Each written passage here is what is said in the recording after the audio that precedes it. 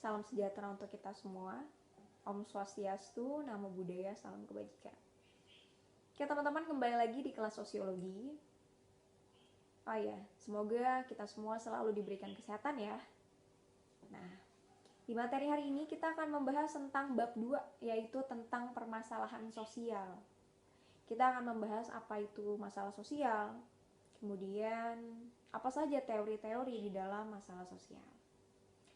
Nah, istilah masalah sosial terbagi menjadi dua kata, yaitu masalah dan sosial.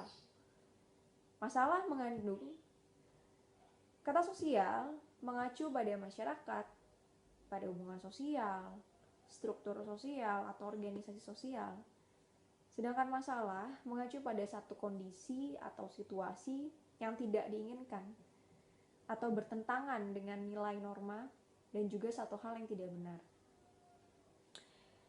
Nah teman-teman, meskipun kita tahu bahwa masalah sosial yang terjadi pasti berbeda-beda di satu masyarakat, karena mengingat setiap nilai dan norma yang dianut di masyarakat itu berbeda-beda. Nah, di sini kita akan mengkaji 3 teori yang ada di dalam masalah sosial. Yang pertama ada teori fungsionalisme. Kemudian yang kedua ada teori konflik. Dan yang terakhir ada teori interaksionisme simbolik.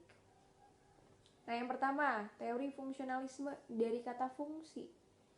Menurut teori ini, setiap masyarakat mempunyai fungsinya masing-masing yang berjalan menghasilkan satu keteraturan. Dan ketika ada satu fungsi yang tidak berjalan maksimal, terjadilah disfungsi. Nah, masalah sosial terjadi di situ. Di dalam teori fungsionalisme terdapat 2 pandangan, teman-teman, yaitu patologi sosial dan disorganisasi sosial.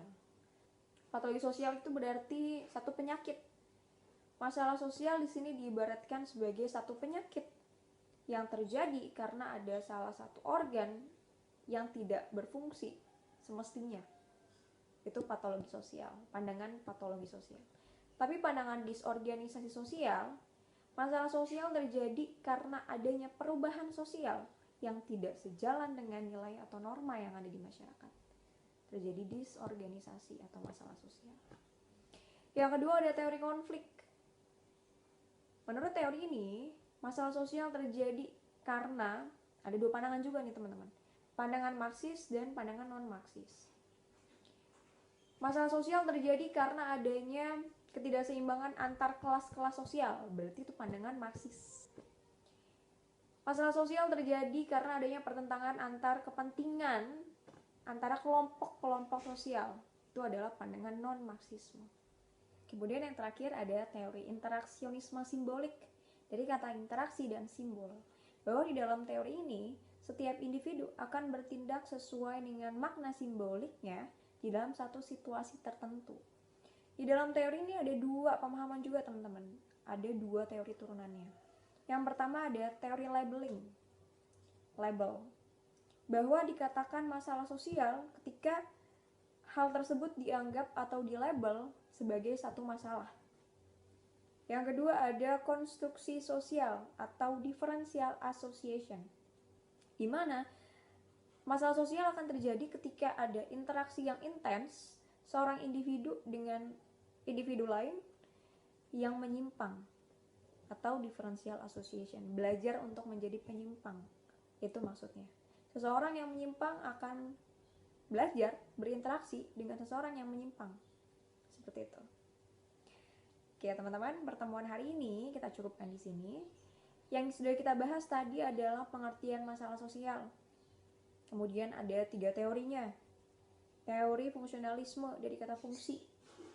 Dan di dalamnya ada patologi sosial juga disorganisasi. Ada teori konflik di mana ada 2 pemahaman Marxisme dan non-Marxisme. Kemudian yang terakhir teori interaksionisme simbolik. Di dalamnya juga ada teori konstruksi sosial juga pelabelan. Oke, pertemuan hari ini kita tutup dengan quotes-nya dari Henry Ford. Kegagalan adalah kesempatan untuk memulai lagi dengan lebih cerdas. Oke teman-teman, terima kasih sudah menyimak materi hari ini. Saya cukupkan sampai di sini. Wassalamualaikum warahmatullahi wabarakatuh.